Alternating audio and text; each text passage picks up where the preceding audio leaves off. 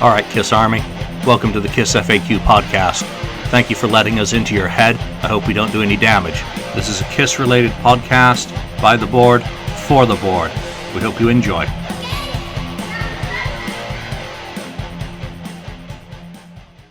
Welcome to episode 14 of the KISSFAQ podcast. Thank you for joining us today as we pontificate about subjects KISS-related.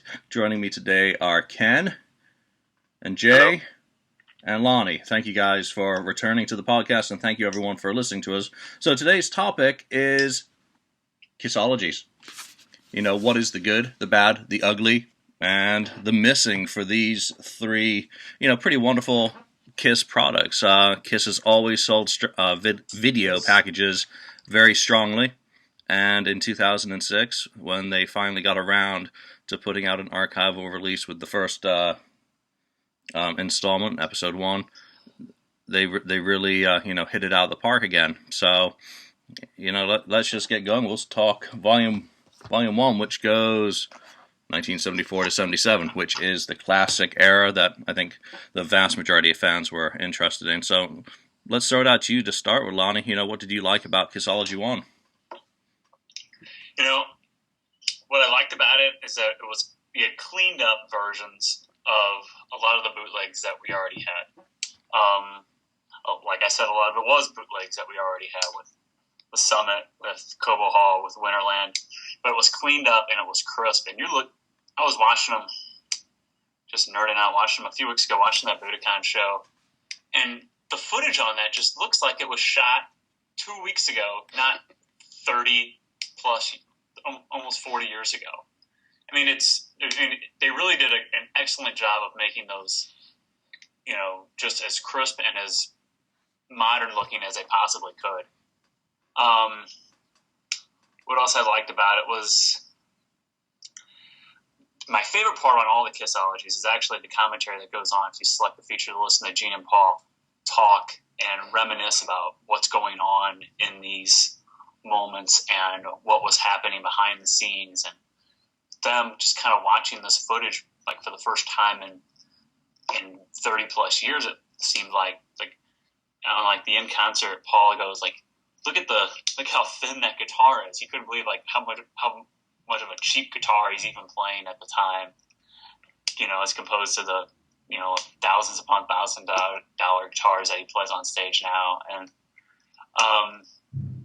the Acrobat footage that it kicks off with appropriately, just a very, very old clip of the band, just to get you started and rolling into the first volume.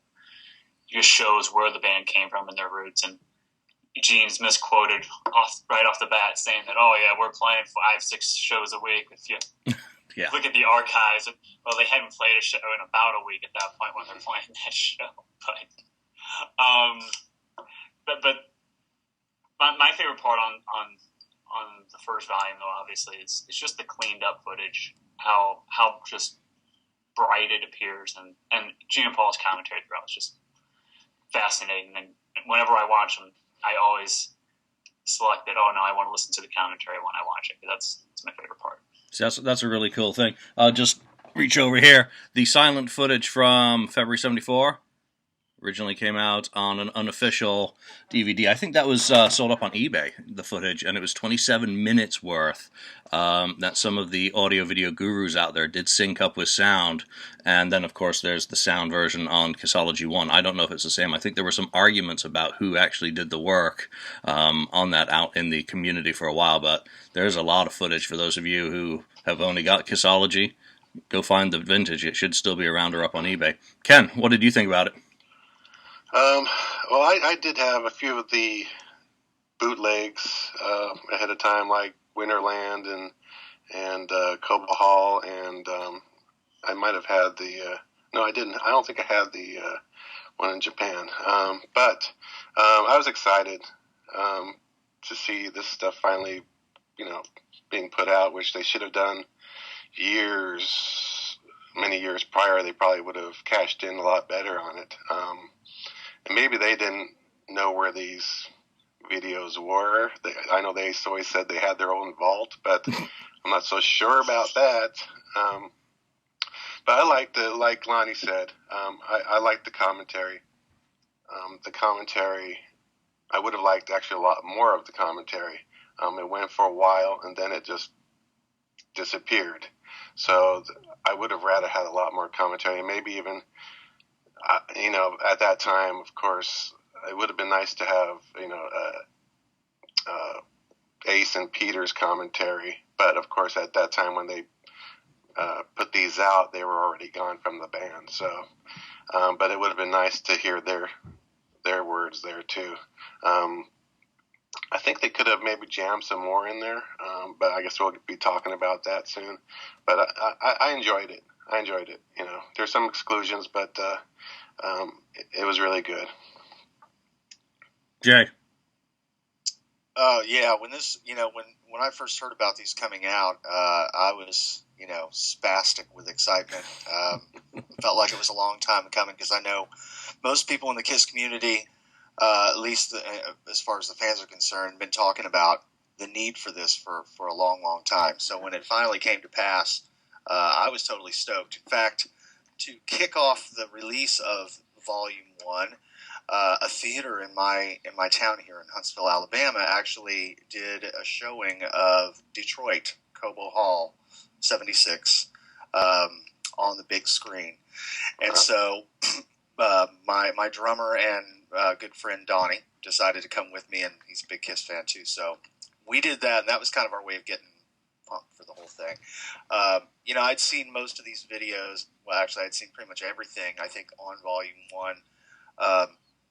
So I already knew kind of what I was getting. And like Lonnie said, a lot of this stuff did end up looking better than any copies I had. Now, my prior copies before this series kicked off were original KISS Vision VHS tapes. So that was my point of reference. So, it's funny because I hear a lot of complaints from the KISS fans that, they could find better quality footage elsewhere than on the KISSology series. And while that may be true for some of us who were going straight from VHS to this DVD collection, it was an epiphany for sure. So, the early stuff, I'm a sucker for the early stuff. So I'd already seen Acrobat because I did buy the KISS DVD that you just mentioned a minute ago. I did buy that. I don't even know where I got it. It may have been eBay or something. I don't know. But I did end up getting a copy of the DVD. So I kind of already expected, I already knew what to expect with Acrobat. But, in the ABC and concert footage, I think that's the best quality that I had seen up to that point, which is not to say that it's amazing quality in and of itself, but when making comparisons to some of the stuff that was floating around in bootleg circles for years, it was much better. And I think probably my favorite is the Mike Douglas show. The footage there is just so crisp, and watching Gene sort of get, watching Toady Fields get the better of Gene was hilarious. And seeing Gene sort of trying to, I guess at that point he hadn't really figured out what his persona was, or his character. And so it was almost cornball the way Gene, was trying to play the evil vampire / bat, whatever, and Toady Fields just like sucking the wind out of his sails.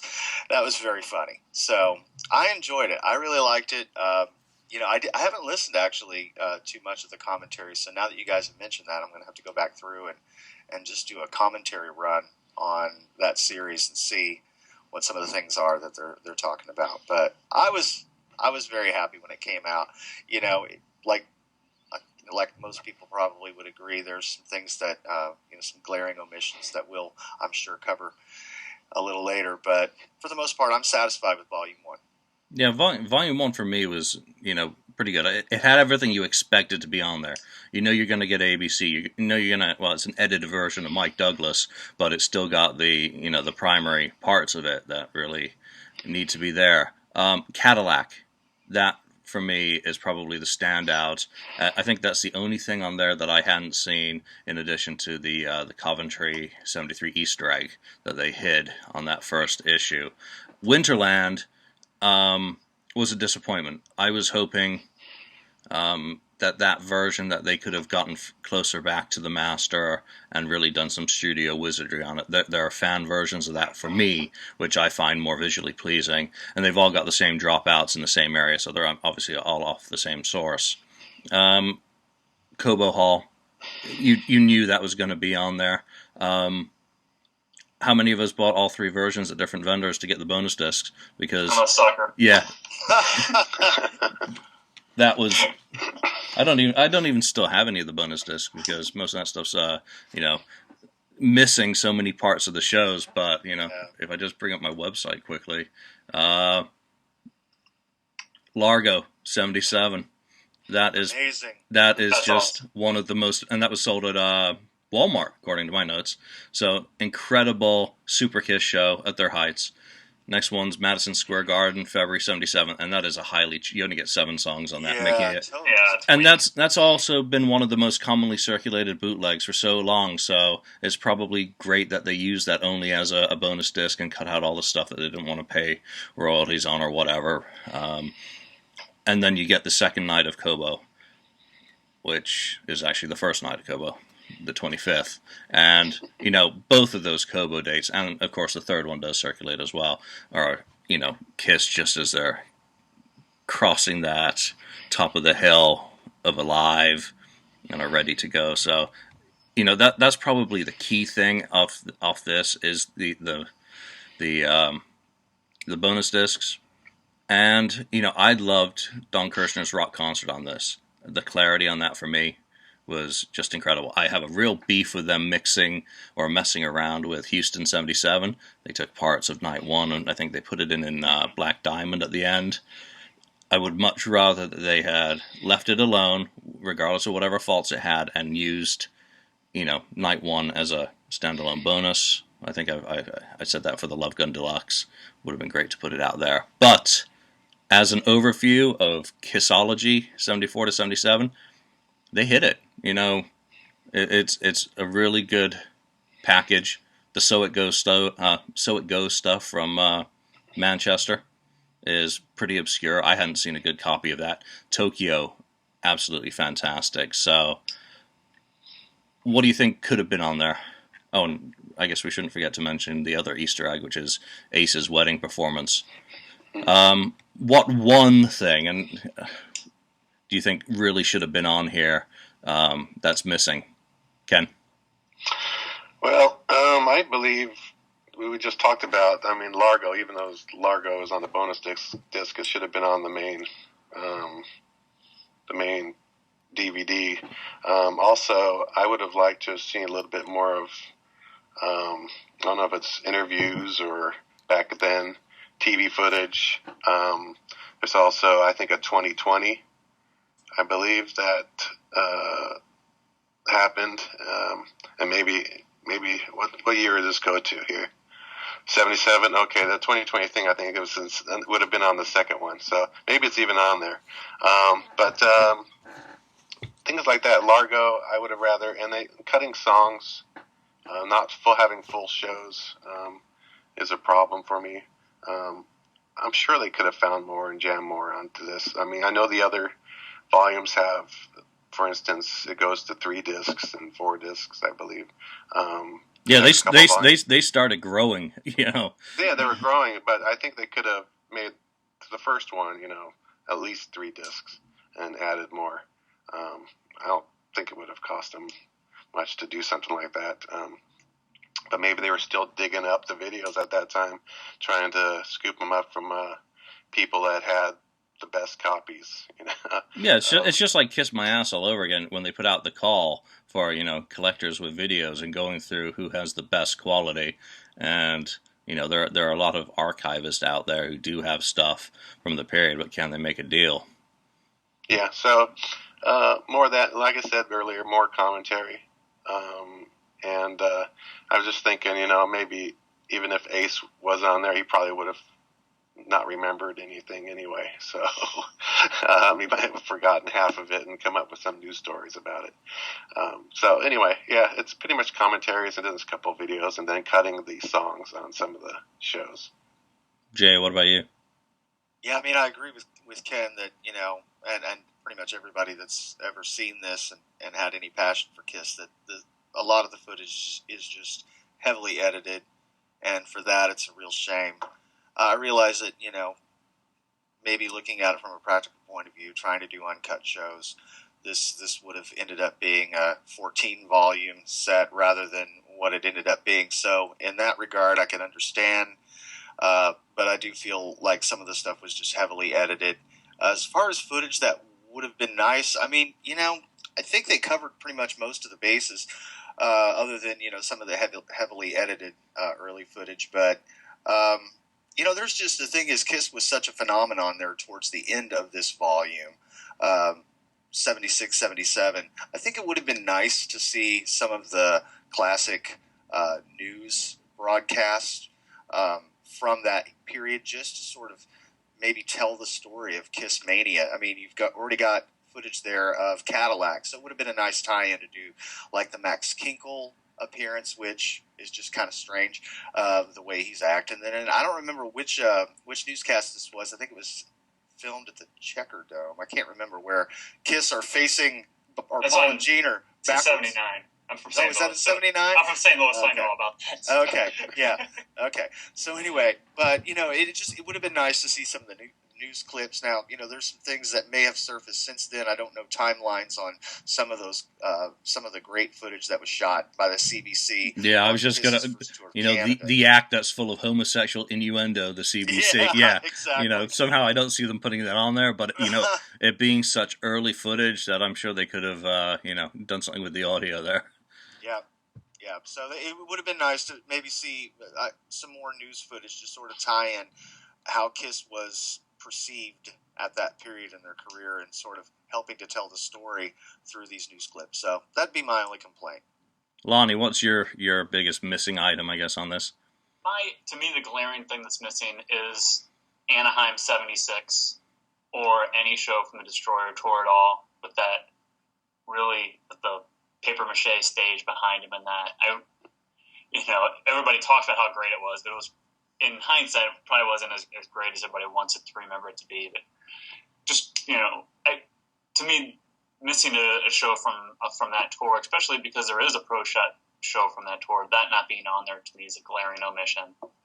And it's too bad they couldn't get Deuce from ABC's In Concert on there too. Yeah.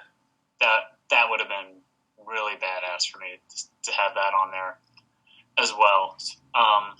To me, those are the glaring omissions. And I guess going back to the commentary, I guess my biggest problem is that it came out 10 years late. Had they put it out in 1996, and I guess it would have been on VHS though in 1996, they could have gone back and cleaned it up for DVD later on. But had you put it out in 96, you could have had the commentary with Gene, Paul, Ace, and Peter all on there, and it could have made it much brighter and much more special than it was. Yeah, it certainly would have been a more timely release during the reunion cycle, but then again, 2005 to 2007 were a pretty quiet period for the band, so I guess they finally had enough time to breathe and get it out. I think my biggest complaint on this, Midnight Special, as we know, is not as good quality as has come out on the official Midnight Special releases, but that's kind of neither here nor there. I do not like the bonus discs that they couldn't even be bothered to chapter them properly. They just threw, that's just throwing it out there. I think as an overview, it's a pretty good, effort, but for 2006, there should have been a partner multimedia site that you could have gone to and gotten lots of additional, little clips from stuff. Here's Anaheim 76, here's a full song for you. We didn't put this on because, and I don't remember which show it is. It's a 176 show that Paul's filmed mostly from the side, so you're getting the back of his head most of the show. So you can understand why they wouldn't use that. The Largo 75 Encores, which has the obnoxious graphic overlays. You can kind of understand why they didn't use that, but, it's a good effort. Looking back at it, I think the commentary would have been great to have some commentary from Peter and Ace, but we all know what happens when KISS tries to get commentary from Peter and Ace for official products. It doesn't seem to work. Space Bear. Yeah, Ace could have probably done something. Let's move on to Volume 2, which is 1978 to 91. And that Volume 2, it grows. So we're up to, 3 discs now in on the base product, and again, 3 bonus discs. I'll just run through those bonus discs quickly because there's not a lot to say about them. First one sold at, most retailers. It was the general bonus disc is Budokan Hall, 1988. Second one is the Ritz Club Gig, which came in the Best Buy issue. And the third one is Largo or Landover, July 79. So two Crazy Night shows and a Dynasty show, and not much in between. Let's start with you, Ken, on Volume 2. How did this hold up for you? It holds up pretty good. For instance, like where it starts off, the Land of Hype and Glory. That was pretty good. I don't think I had seen that before at all. So that was quite interesting, seeing things that I haven't seen before. The Kiss and Attack of the Phantoms. Of course, I loved that movie when it first came out, but then now, as the time goes on, it gets cornier each year. But I would have liked them to put both versions on this somehow, so you could see, because obviously one was edited a little bit this way, that way, and then you had the different music playing. The European version was the solo album stuff and so on. So I would have liked both versions of that on here. Tomorrow's Show was one of my favorite things. I think we talked about that on one of the greatest moments in history. Yep. That was, I think it might have been my 2 or number 2 or something like that. But that was great. Now the thing there is they cut that one. I would have liked to have the whole show of that. Maybe it was something with Tom Schneider's company at that time, not letting them have it. But it was good, and I enjoy very much the Hot in the Shade. That's just fantastic, and Eric Carr's drum solo in that is just one of my favorites, and of course that stage is one of the best they had done. So it was great. It was getting better. I thought, okay, they kind of upped the game a little bit, even though it's not all classic Kiss going way back. It's still they're making an effort here. Jay. I was kind of disappointed with Volume 2. I thought it started out great, but the bonus discs sucked for the most part. Largo's a pretty shitty show to begin with, as most Kiss fans probably would agree. And then the 288 shows, being the other 2 bonus discs, was a real disappointment. I'm just not a fan of that period of Kiss. I think that's probably Kiss at one of their lowest points musically and otherwise. So I was a little disappointed with the bonus disc. When you get into the actual set itself, the Land of Hype and Glory, it's classic footage. I remember watching that as it aired on television, and thinking how much of a jackass Edwin Newman was for sort of, I don't know, just the smarminess and sarcasm in that clip is, for a Kiss fan, especially a young Kiss fan, it was irritating. The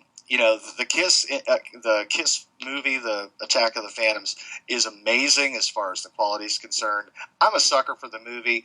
The only thing that maybe is a little disappointing, like Ken pointed out, it would have been nice to have sort of the original made-for-TV cut, just because the music really plays into the corny factor of that film much better than the solo record stuff.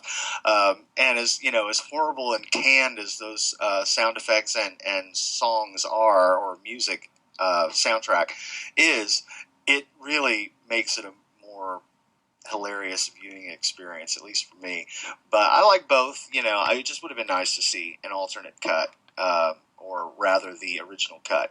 The Tom Snyder stuff, again, disappointing. To me, that's maybe the only good thing that came out in 1979 as far as Kiss is concerned. Dynasty not being one of my favorite albums, and you look at just about any footage of the band from that period in news clips and whatnot, Largo included, and Kiss is not exactly at the top of their game. The Tomorrow Show thing, to me, was really the highlight of '79 for the band, at least from a fan's perspective, or at least mine. So it would have been nice to see the full Monty there. But it was really cool to see. I'm a big fan of the Australian show, the original footage from the Inner Sanctum at the Sydney Showground. I think that's amazing. I love the quality. I'm very happy with it. I thought the rock pop footage was super crisp. And I've been a fan of that for a long time. I love the guitar Paul is playing in that clip. It's almost hilarious, but it's still cool. The Friday stuff again, very good stuff. The Top Pop footage from '82, the I Love It Loud clip, I thought was very cool. I'd actually seen that once before, a long, long time ago.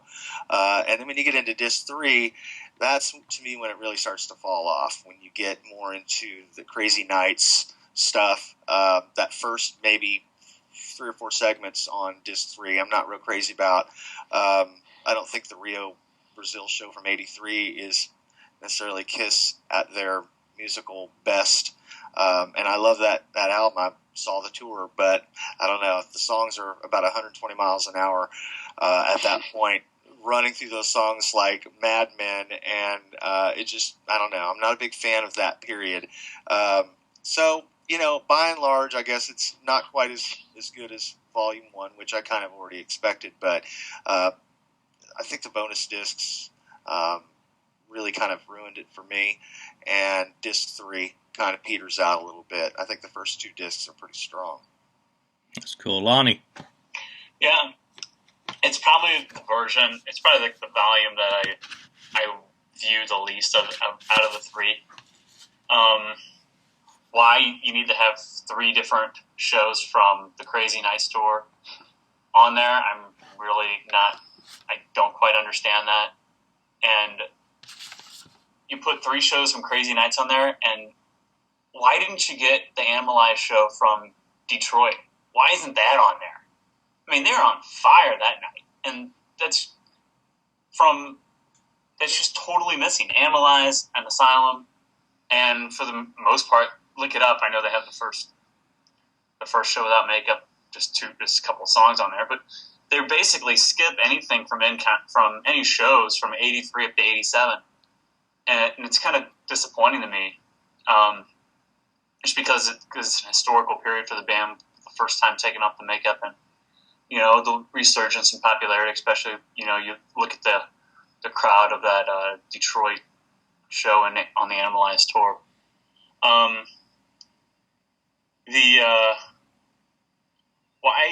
Why only? And then they put on the Spectrum show from Philadelphia and only put 5 songs on there. Well, why is that on there? There's more songs from. Why didn't you put the Ritz on there and like the Spectrum on the bonus disc? Because there's more shows. There's more songs from the Ritz. It's on the bonus disc, and then what's on the Spectrum that appears on the volume itself. It really just seems out of whack and out of. I don't know. I just didn't quite understand the reasoning behind some of that, and going back to that, why? And I know why, but. King of the Nighttime World isn't on the Largo show. You start off with Radioactive. Like, you don't even have the first. You're missing the first song from the set, and I know why it's not on it because, they want to pay for it. But it just seems really strange that you're starting off the show with the second song of the set. Attack of the Phantoms. I was excited to see that when it came out because I hadn't seen that version of it before, and it's cheesy in itself, and you have Peter's solo album going in the background of some of them during some of the scenes, and it's like, it's just does not fit at all. Where's the Hanna-Barbera music? That's what I want. I'm with Jay. I want the cheesy Hanna-Barbera music in the background. It just makes it more of a train wreck when you have those little ditties going in the background. It does. And if I play it for somebody, like, I played it for my wife once. Oh, you got to watch it tonight. She's all right, fine, I'll watch it. But no, we got to watch the Hanna-Barbera version because it's even worse. This is what we have to watch. So, but it was fun to watch it the one time. But I don't think I'm going to sit down and say, oh no, I want to watch the Attack of the Phantoms version if I'm going to sit down and watch that movie. No, I want it as bad as it can be with the Hanna-Barbera music. But, I'm with Jay too in the Tom Snyder interview that they only have like the first segment, the second segment when they come back from break isn't on there, and it's like, I don't know, because then you get into the Space Bear and all this stuff, and Ace is just really just out of control, and maybe that's why they didn't put that on there. But, and again, it's too bad that you didn't have Ace Frehley commentary for that one. Going back to the commentary, Ace Frehley commentary over the Tom Snyder interview would be fantastic, and it's just too bad that they can't even sit in a room for an hour and just BS and do something for the fans. It's not even getting up on stage and playing. Just sit in a room for an hour and watch this and be done with it. Yeah, you might have to give Ace and Peter some money to come do it, and probably more money than you want to give them. But it would have been really cool to see that. Obviously, you're not going to get Vinny to sit down and comment on the Rio shows either. But that would have been pretty badass too. But I like the volume, but to me, there's just some things that are out of whack and some glaring omissions. Yeah, I think that trying to go 1978 through 91 in one volume was a mistake. It just glosses over too much of that central chunk. I mean, obviously you have one problem in trying to do this era, and his name's Vinny. As is, I guess, Mark St. John. I mean, what footage is there? There was the Gene Mark interview as an Easter egg, but come on, that really should have been part, when that's the only thing you've got about Mark St. John on video, should have been on the main thing. I mean, I can't remember if this came out before or after Mark passed away, but Attack of the Phantoms I've never watched. I hate Phantom with a passion. I will not watch it. So that first disc for me is a write-off because tomorrow's show is butchered. Land of Hype is fantastic. You just really, it's almost like Jam Wenner or whatever is rolling, Hall of Fame snotty guy talking to the band. The 80s stuff, I have problems with the sounds of Sydney. It's a little bit too tinny for me. Something doesn't sound right.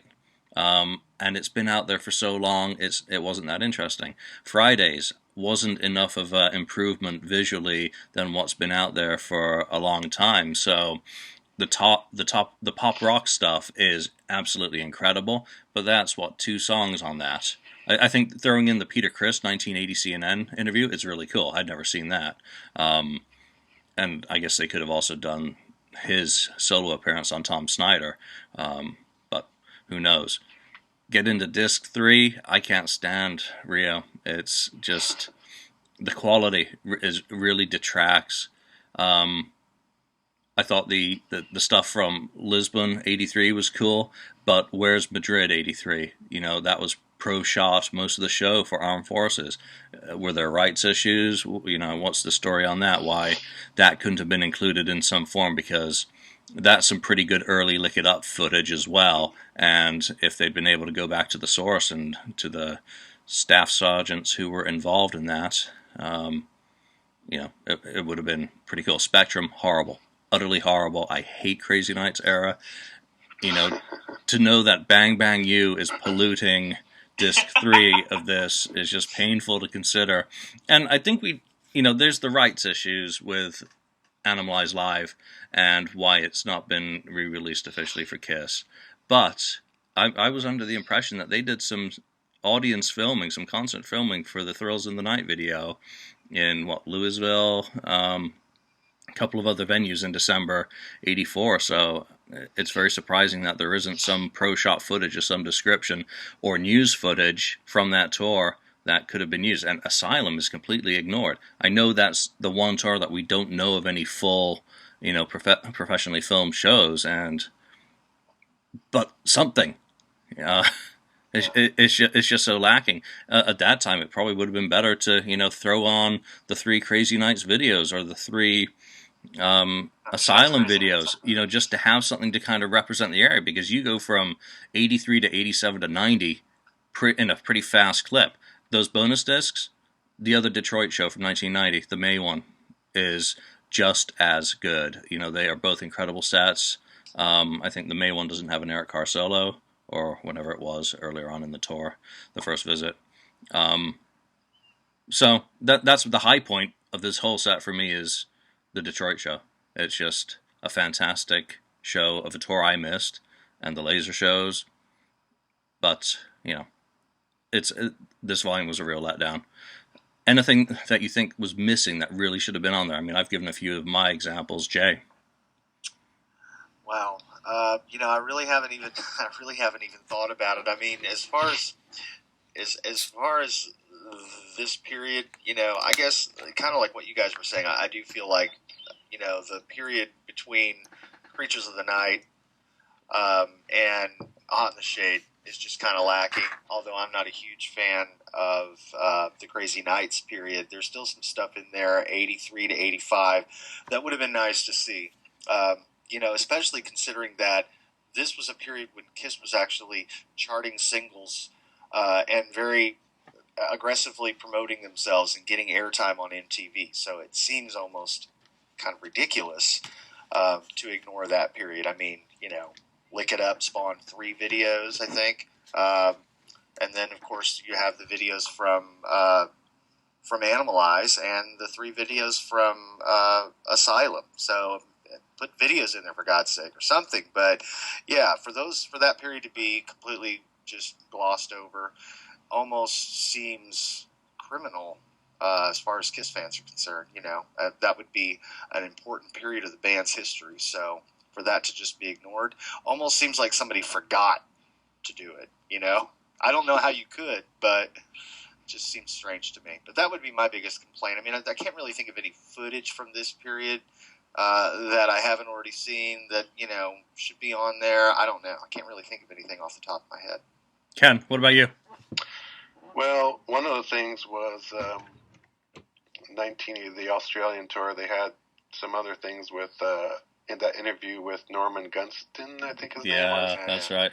I've seen that. Man, that is hilarious. I mean, I don't know why they even left that off. But that would have been great to have on there.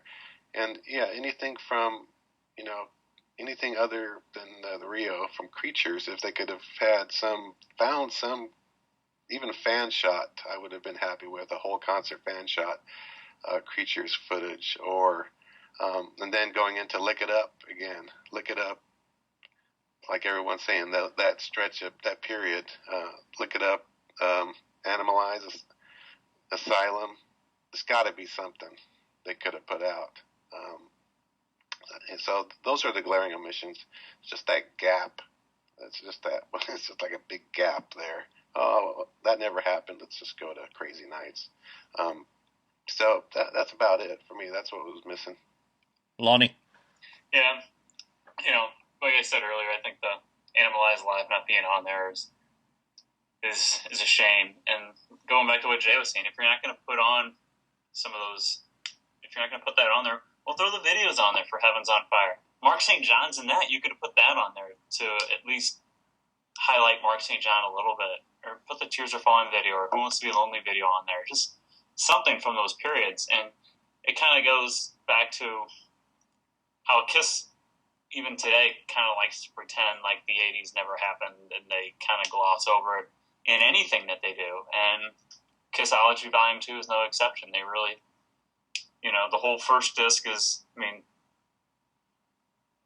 you know, the movie, and then they do Australia, and, you know, and Brazil's on there, and they do all the makeup stuff, and they just kind of gloss over the 80s until you get to Hot in the Shade, where, yeah, they really got their stride on the Hot in the Shade tour.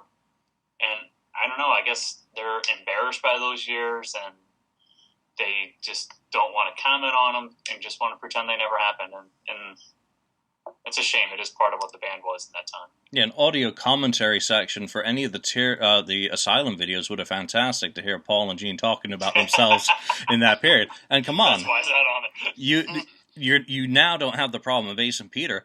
I'm sure Bruce would be more than willing. I mean, look at what he does on his website talking about the songs from that period. I mean, he could have given a great commentary of the video, of the songs. It would have been very entertaining. And to go back to the Animalized videos, they had started filming the studio shots for the abandoned version of Thrills in the Night. It would have been great to have seen a little bit of that, even if it was incomplete and maybe had a director in the way. But they skip their two biggest selling albums of the 80s, both of which Animalize is nearly double platinum by all accounts, and Smash Thrashes and Hits. I mean, I'm not saying let's put the X. I don't need to see or hear it ever again. I don't need to see Paul swinging on a trapeze or whatever, for You Make Me Rock. I don't need to hear or see those songs ever again. But for an album that sold 2 million copies, also, where's the news footage? There was still news footage being filmed. So it tries to cover too much ground, and it kind of fails. It falls, which is a shame. But then all is good when we get to Volume 3, because I'm not going to say save the best for last, but Volume 3, 1992 to 2000. So that's a pretty hefty chunk of history right there when you go from Revenge and Eric Singer's debut with the band to The Farewell. So, Jay. I mean, yeah, it's definitely a huge improvement over 2. I'll never say that I like it better than 1, because I think 1, maybe because it was the first in my introduction to the series, I think it holds a special place. But I definitely think Volume 3 is a huge improvement over 2. Having longer footage of the MTV Unplugged is great, especially since that DVD is not even available anymore. And I don't even know, was that ever legitimately released on DVD? I know it went out of print fairly quickly, but that's great. Having the footage from Auburn Hills '92 is great. Although some of the quality in there, I was actually a little surprised by. I didn't think it was as sharp and crisp as some of the versions I've seen before. I thought the Tiger Stadium was as good as you can expect, considering the sources. I was there. So that's a huge monumental thing for me. Having that as part of this volume would have been, not having that would have been just unthinkable. So it's great that they included that. The VMA performance on Brooklyn Bridge, that was amazing. Probably the best single clip the band ever sounded in the reunited lineup, at least in my opinion. I think Peter's playing was great. I think Ace, all the guys were just on point for that. So nice to see that there. The Dodger Stadium stuff is where it kind of tapers off for me. Not a big fan of the Psycho Circus tour, because I think a lot of that footage, they tend to look a little tired and a little wore out. Not crazy about it, but as far as just having it there, obviously it's important to include it, so I think that's great. And then the final kiss, a sad time for all Kiss fans at the time. Of course, we found out pretty quickly that was just a ruse, but still good to have and very cool. And then of course you have Coventry, which to me was probably the single most significant video footage of the band up to that point, and probably still so. Right up there with some of the audio footage from the Daisy. Those two things are things that I never thought I would ever see as a Kiss fan or be aware of. So having that in its, I guess as complete as we're aware of, having that available was just mind-blowing to me. So, hooray for 3. It was a very good volume, especially coming off the heels of number 2. Lonnie, what about you? 3 might even be my favorite because of just personal reasons of where I was in my life and the age-wise. From 92, I was 13 years old, really getting hardcore into the band at the time, and seeing that Revenge. I missed the Revenge show. I was supposed to go. I had tickets, and I got grounded. My punishment was I couldn't go see Kiss in St. Louis, and I never let my mother forget it. It's the worst punishment she ever handed out to me in my entire life. But I'm still, and 20, and just a little bitter about it still to this day. She didn't sit there burning the tickets with a lighter, did she? Like DRC, the Detroit Rock City movie. Yeah, no, worse. She let me. It was worse. Real quick, I was in 8th grade, and the cool thing was to steal air caps off of tires that were chrome and put them on your bicycle. And all the kids were doing it, so I'm going to do it too.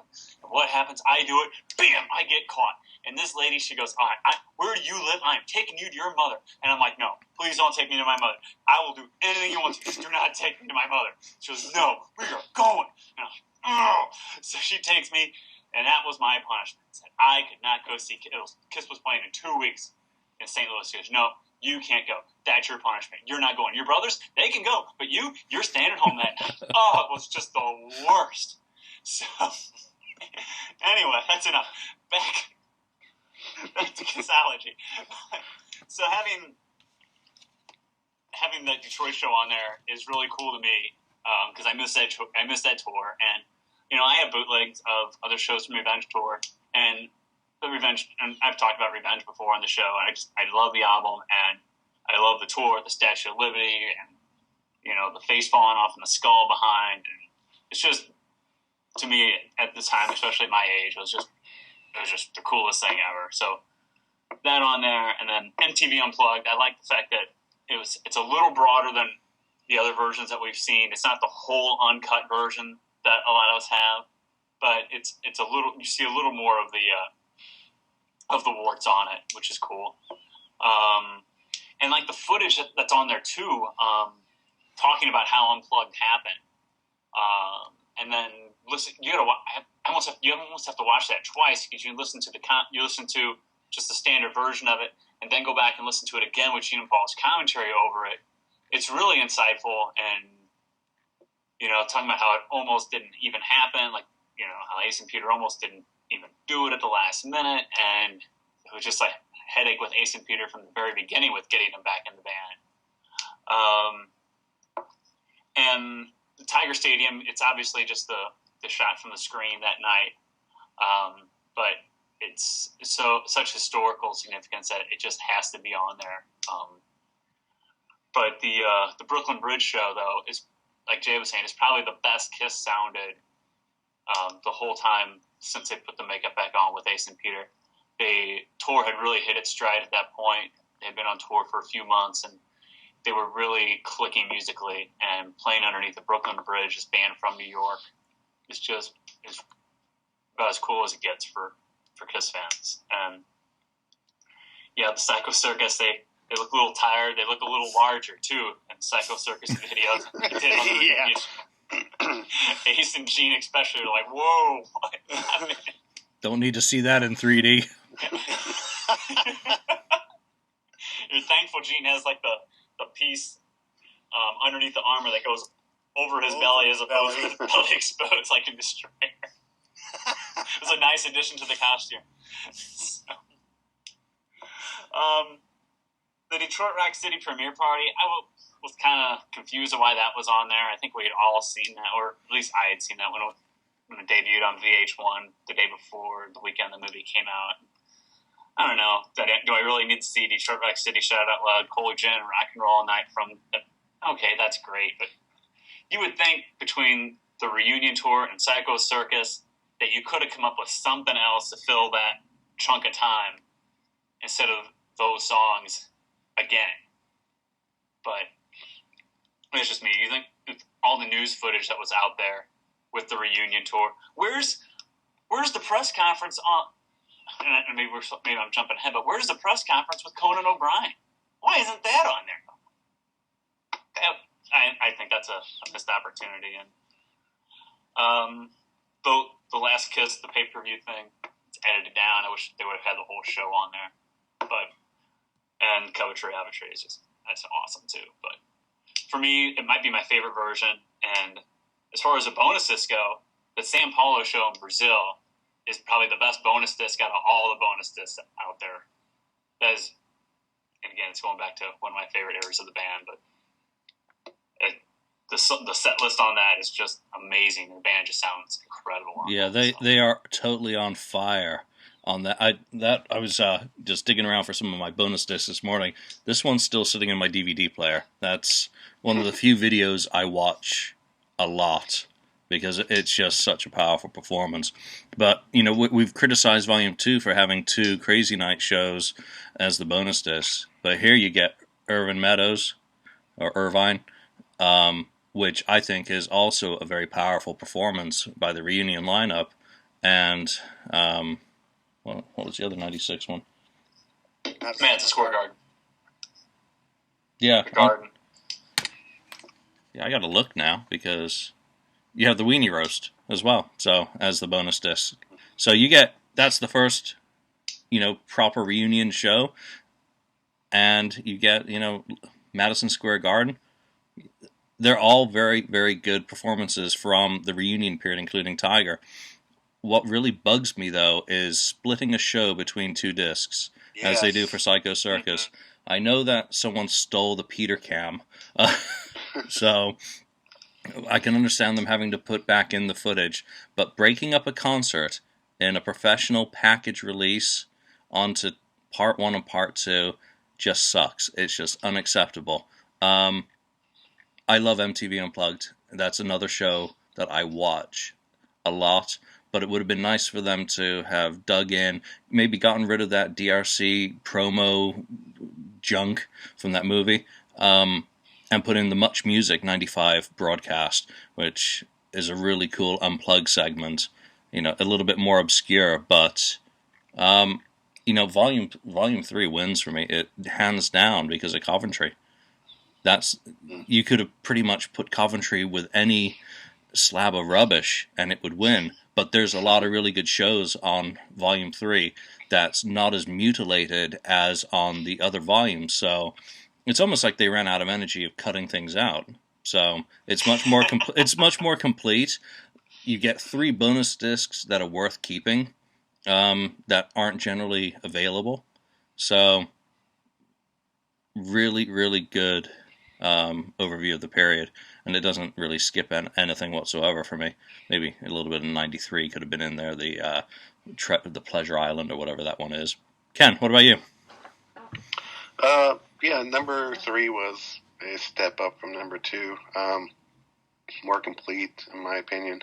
The Palace, starting off on that one, great. I love the Revenge era. I would have liked to have had one of those, the club tour, which I was at, this Stone in San Francisco. I saw that one. That would have been great. Just, one camera could have captured that whole concert.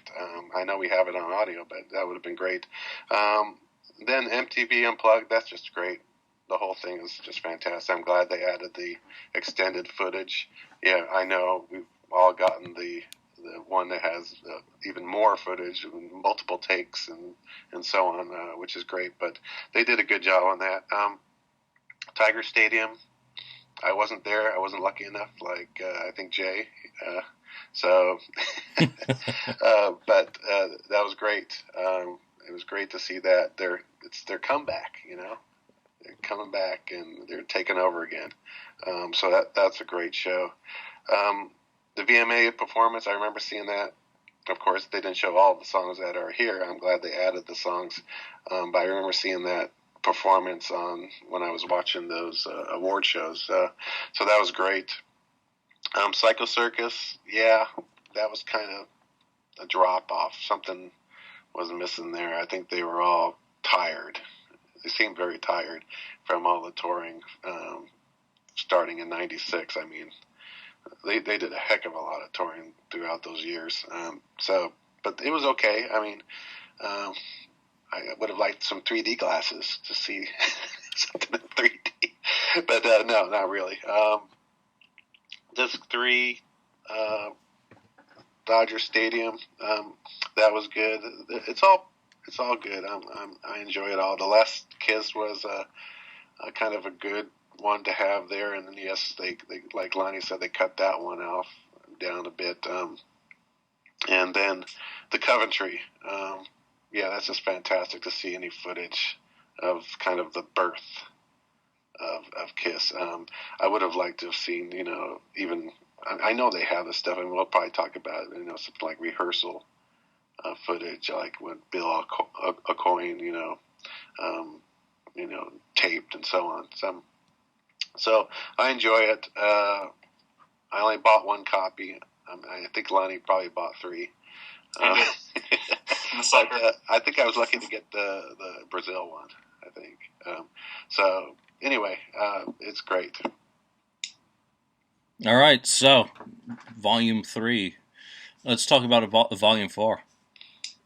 We know, I guess, some people have been talking on the board how it'll never be called KISSology because that was VH1 Classic. I don't know whether that's the case or whether KISS would have retained that as a trademark for themselves. If they didn't, well, you got to pay your lawyers more then. Actually, I've just forgotten one thing, and that is the Easter egg on Volume 3. Carnival of Souls in the studio. Yeah. Be remiss not to say something about that because I love that sort of footage. So few opportunities to see the band actually at work, and even though it's only a montage as such, really cool sort of Easter egg. So anyone out there who wants to see the band kind of working in that environment, there are 3 DVDs worth of unplugged rehearsals. If you're suffering from insomnia, then those are about as close as you're going to get to seeing the band work in a semi-studio environment. But hopefully one day, we'll get to see a bit more of behind the scenes, the band working. So, jump back forward to KISSology 4. Were there ever to be another one? Obviously, it would be 2001 through, whenever, I guess. What do you think would be the key shows you'd like to see them, putting on whatever the next episode or installment of archival package is called, Lonnie? For me, Tokyo 2001 with Eric and bass would be amazing. That, I don't know, for me, that lineup is something the U.S. didn't get to see, that only a small fraction of KISS fans even got to see. But either Tokyo because that was recorded professionally, or any of the Australian shows, even just something, a full concert with that lineup for me that'd be the way to kick it off, to transition from the reunion into what happened later. The Olympic, we all have it, but I think the Olympic version of Rock and Roll and Ace's last performance with the band would be significant. That would have to be on there. They recorded Kobo 2009, for release, and it's almost 6 years later, and we haven't seen that yet. So you would think that's sitting out there that would end up on that volume. And I'd like to see something from the cruises, just the varying set lists with some of the rare songs, or even if it's not just a full KISS cruise show, just like a montage of KISS cruise shows with Love Her All I Can, Anything for My Baby, Two Timer, things like that on there.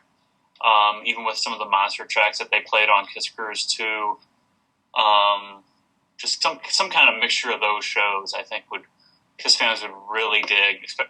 Fans that haven't had the opportunity to go on the cruise. We've seen them on YouTube, yeah, but to see them cleaned up and put out in a professional release would really fit in nicely. And the Vegas shows, I think those Vegas shows would really, if you were to put it out right now, putting those Vegas shows on the end would really put a nice bow on it with the new stage show with the lasers and seeing them playing in a smaller venue. Maybe some Sonic Boom promotional type stuff on there also would fit in well. Yeah, the promo video that no one ever gets to see. So. Yeah, I think stuff like that would really be good. Like, the modern day Delilah video they shot out, so that would work well too. So, but for me, the big thing would be the Tokyo show with Eric and Ace to kick things off with. would just be the high. If they ever would do it, that'd be the highlight for me. You'd have to have that on. Ken, what would you like to see? Well, I think I know they rumored KISSology for a long time, but now there's nothing there. But they talked about a KISSology, I thought 40, they're calling it 40 or Monster 40 or something like that. And I would have liked to see a Blu-ray of everything. So just not the first three sets, all three sets included, but then let's add on everything that came after and some other nuggets. So, for instance, like Lonnie was talking about Tokyo, that one, the newer lineup. There's very good shows, throughout the years that they can put on there. I'd also like to see, like you were saying, Julian, in the studio. That stuff to me is just fascinating. If they can, if they have that footage, maybe, Destroyer even, going back to there, if they can dig that stuff up. I think they did. I thought I heard them say, or someone wrote that they filmed it. I know they took a lot of pictures of it, but I think they filmed some stuff in there. Also, like we talked about more reunion stuff. That was just a big era for them. They can dig up a lot more reunion stuff to put on there. And then the Kobo, like Lonnie was saying, before they were shutting Kobo down, they said they were going to put that out on a video. Never happened. So I'd add that there. I'd also add, again, commentaries, more commentaries. That's also fascinating and interesting nuggets that they say, oh, really, that happened? They talk about something, and it's interesting to learn these new little things that they come up with, or they sometimes remember that you've never heard throughout all the years. So something like that. I would like a full-blown box set, throw in more concerts, everything they can grab. Of course, we want hopefully quality. So I think that would be the best way to go about it. I think quality in the reunion era should be no issue whatsoever. And I think you raised a really good point there. Blu-ray. Why has KISS not jumped on the Blu-ray bandwagon at this point? Detroit Rock City, the movie, is the first, KISS-related title to come out, which, obviously New Line wants to scrape any cent back from that loss that they can. So you kind of understand why that's come out, but KISSologies would be fantastic in a Blu-ray format, getting them onto single discs, maybe adding in some bonus material that was originally cut out and putting them out as a deluxe box set of the 3 KISSology volumes would be absolutely fantastic. These things have not been around. Include all the bonus discs.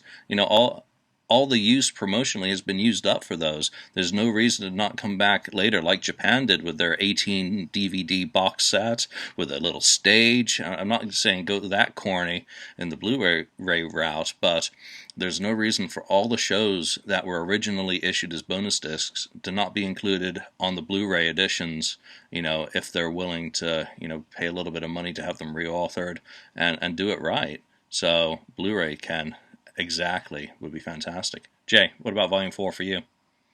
Volume 4, for me, obviously, I think Lonnie touched on a lot of really good ideas. I agree with most of what he was suggesting. The footage with Ace and Eric Eric Singer would definitely be way cool, since Americans didn't get a chance to see that as it happened. I think the Kobo show from 2009 would be a great addition. But the thing is that if you put too much of this sort of post-reunion period footage into a volume of KISSology and try to sell it as that, I don't think there's nearly the demand for it. Obviously the diehards are going to be ravenous and want it. But when you're looking at how does that appeal to the casual KISS fan, I don't know, man. Especially with Paul's vocal issues, you start looking, the further you get into the footage, especially around, really 2010 and beyond, you start to see that steady decline of Paul's voice, and how much in one volume could you handle? And I don't mean that in a derogatory sense, but just seems like that would be a lot of filler. So I think what would be cool would be maybe touch on a pro shot from each of the tours, following the period from Volume 3, and then round it out with some of the things that maybe have surfaced since. Go back and start looking at maybe some of the things, maybe some of the omissions, or some of the newly discovered footage that wasn't around at the time the first 3 volumes were released, and make it more of a hodgepodge or a catch-all of the things that maybe were missing or just weren't available at the time. Especially, hey, if they have like the Barry Richards show on video, which obviously we know at this point no one has seen yet, but ideally throw that on there. Maybe footage from Boogie 74, and I'd be a happy guy. But yeah, I don't know if the Volume 4 would be able to make it on strictly the the post-reunion era. You would definitely have to pepper in some classic footage, I think. That's just my opinion, though. So is there any point even doing a KISSology again, or should they go to anthologies?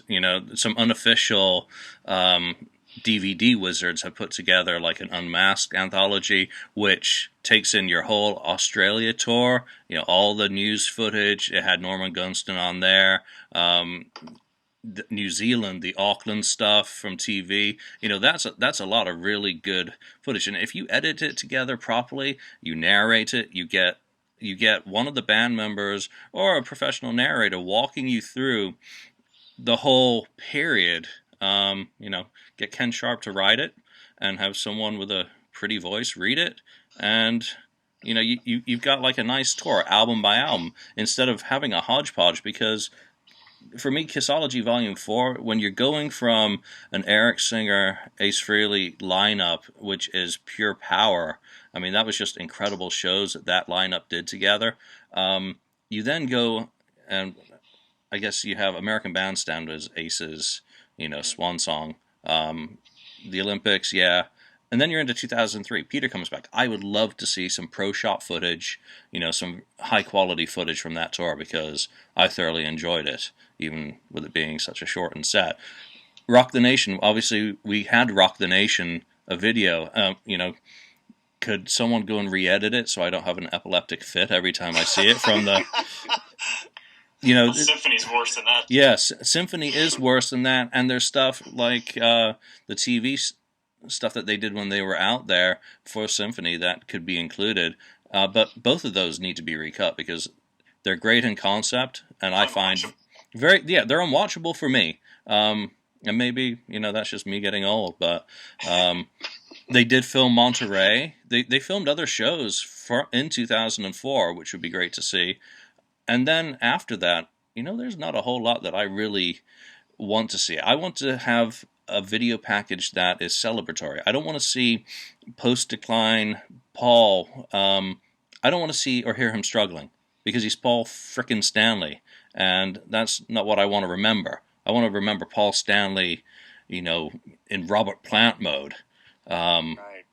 We know it's the elephant in the room, but I don't want to see it on a package, because it just doesn't need to be there, because you're just opening it up to a negative reaction. So you can do a KISSology 4, but I think you got to have the cutoff at Kobo. I would think Kiss Cruise needs to be a standalone anthology. I want to see a pro shot of Paul absolutely nailing the oath. That would be worth everything and anything. And this, Love Her All I Can, all those rare tracks that they pull out, if they had pro shot footage of that, and even the fan put together anthologies of that covers that base very well. So I'm sure the band could take that as a template and maybe put together. But that would be great as a standalone. So I'm kind of mixed. Do a KISSology 4, but cut it off at 2009, and then go back and revisit all these other eras as anthologies. So Destroyer Tour, whatever was on the original KISSologies, throw them on again. This is KISS. They're not afraid of repackaging stuff over and over. Add it in with the stuff that was excluded. Anaheim, Toronto, Houston. I think, Houston's the one that is the side angle. So that's the way I kind of think we should do it, or they should do it. But they're the band, and we're not. All right, guys. Last thoughts on KISSologies. Ken. Well, I'm glad they did it. I mean, we're lucky to have this video footage to watch it, and to enjoy. Pick and choose what you want. Just to add on, in the Blu-ray thing, the box set, I think they ought to wait and maybe wait for the documentary. Maybe it would sell more if they had this documentary on the Volume 4, if they did it that way. And that, come on, that's going to sell. So, but I have a feeling they'll probably release that as its own, I'm thinking. But, who knows with KISS, what they're going to do. So, but we're lucky to have it. I enjoy it. Going back and pulling these things out every now and then, like, I need to watch that. I need to watch Japan 77. So it's great. I love it. Jay. Well, I just think that as a KISS fan, when the reunion kind of came and went, I really didn't think that this concept would ever. I mean, I just really didn't think there was going to be a KISSology. Never entered my mind. As much as I would have loved it, I felt like, well, if they didn't do it during the reunion tour period and when they were sort of at their reclaimed heights, that there was really not going to be much warranting a release later on. So it was a missed opportunity not to do it then, like Lonnie says. So my expectations were extremely low. So I was very pleasantly surprised. For a glimpse, I kind of felt like the band was listening to the fans for the first time in a while. So it was really nice for that Jones to get, to be filled. So it was great to have it. I'm glad to have 3 volumes. We have a 4th. Like you said, I think it should be whatever it is. It needs to be a celebration of all things that make KISS such a great phenomenon. I definitely don't want to see anything that's going to look that's going to cast the band in a light anything less than how people remember them. So Volume 4 comes around, hopefully it'll be a fitting memorial to the band, because I know we're getting on in the years, and who knows how many more years old Paul's got left in him. But and I like Ken's idea, bring on the Alan Parker documentary and package them together, which would be an excellent way to boost sales for a flagging KISSology 4, unless they could just load it up with a bunch of rarities that none of us have ever seen. But that'd be it. Yep, Lonnie. I enjoy the three volumes. I'm gonna sit down and watch something. Usually, I look at those first before I go to my bootlegs, just to figure out what I want to watch them if I don't have anything specific in mind. And I'd like to see them continue it, like you guys were saying. And they might have some kind of master plan of what they want to do and how they're going to release that documentary. I mean, come on, it's KISS. They're not going to just release the documentary by itself. We got to have a deluxe version and the super deluxe version and the Best Buy only version or the Amazon version. We got to make you buy it 6 or 7 times and have some kind of rare footage and rare bonus discs on each thing. So, maybe there is some kind of master plan and some kind of master reasoning behind why, KISSology 4 never came out, that they have some kind of template that they're planning on using to coincide with this documentary and its release. That being said, there was some news recently that documentary will come out in the fall this year, and I'm excited about it, just to get another official release from the band, just documenting the whole history from beginning until now. And I'm like I said, I'm sure they have some kind of plan in mind of how they're going to release that. That sounds like a Phantom Ace Frehley album. It'll be out in the fall. Never, ever, ever use that terminology. I mean, I think the documentary, I wish we could skip through the bullshit and get to the director's cut of that. Exactly. You know, I don't want to have to go see it at the cinema and then buy it on VHS and then buy it on, you know, DVD and then get the director's cut on Blu-ray. Can we just skip all those other steps and get Alan's original vision straight out of the box? You know, that'd be fantastic. And I think it would be smart business to pair it up with something so that you get the disinterested fans who are so about the documentary saying, you know, the usual complaint, it's just going to be Paul and Gene's point of view. Well, give them something, throw them a bone that makes them buy the damn product, and then they can say, well, I did get this instead, you know, a show with Ace and Peter on it that perhaps they messed with the audio on it to make them sound bad. And, you know, conversely, you get people who, you know, are seriously interested in the documentary and are going to give it a fair shake to, you know, oh, wow, get a free show as well. So package that up with something that makes a lot of sense.